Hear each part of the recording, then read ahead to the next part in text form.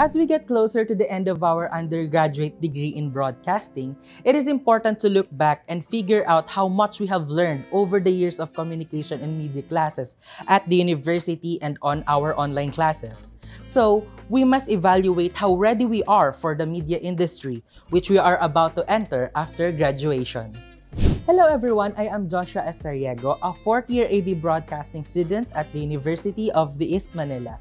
And today I would like to share to you some of my key learnings and reflections on producing public affairs and public interest programs. First, the 8 news values are a tried and true formula for capturing readers' interest.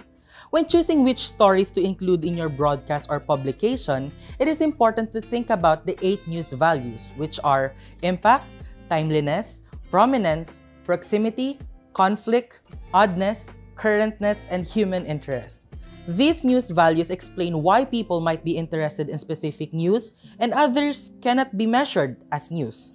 Thus, it is important because it helps editors and journalists to decide if information and events are worthy enough to be covered as news stories. Second, maintain consistent adherence to media ethics in your public affairs and your public interest coverage. Media ethics are important to keep a good reputation in your industry. It makes content for media that is fair and it allows code of ethics that aligns with your company's values.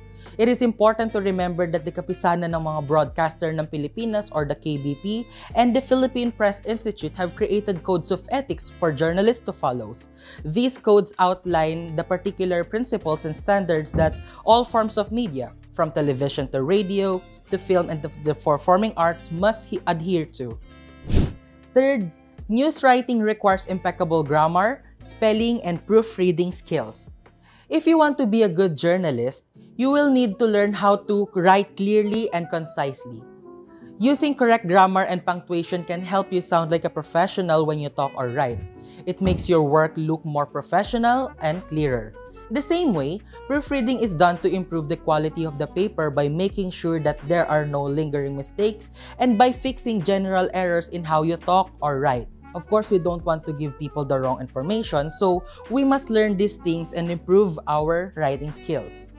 Fourth, reporting using smartphones is becoming more commonplace.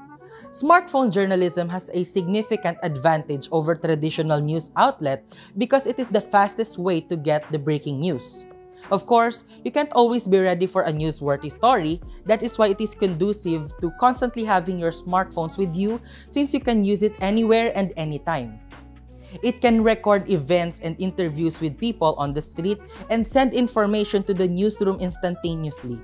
One thing about it is that anyone with a smartphone can be a reporter, so we should use our smartphone as wisely and honestly as possible. Last but not least, video editing is a highly valuable ability. Learning how to edit videos is also helpful for creative people who want to start making their own content. Of course, by learning this, you don't have to ask someone else to edit your video since you'll be able to do it yourself. It will give you online presence, a professional look, and make your work stand out from the rest. In the same way, it is important to know how to trim a clip and put a series of shots in a proper order for all types of video storytelling. In video journalism, these techniques can help us move stories forward and strengthen one's journalistic purpose. Broadcast journalists must put news and informations back in order in traditional and social media. Now that journalism jokes like fake news, piecemeal reporting, parrot journalism, clickbait, and PR as in press release are out there, we have to correct the truth and give the people or the public the news and information they deserve to know. Even though that there is an antagonistic view among media professionals today or in the media industry today, I hope that this won't stop us from spreading the truth as we all should. Learn how to use your connections and practice communication and social development because there is no substitute for real coverage and you can never go wrong with people. It reminds us that media should be the voice of the voiceless, especially the oppressed, marginalized, and poor sectors of our society. Likewise, it teaches us to do the right thing simply because it is the right thing to do.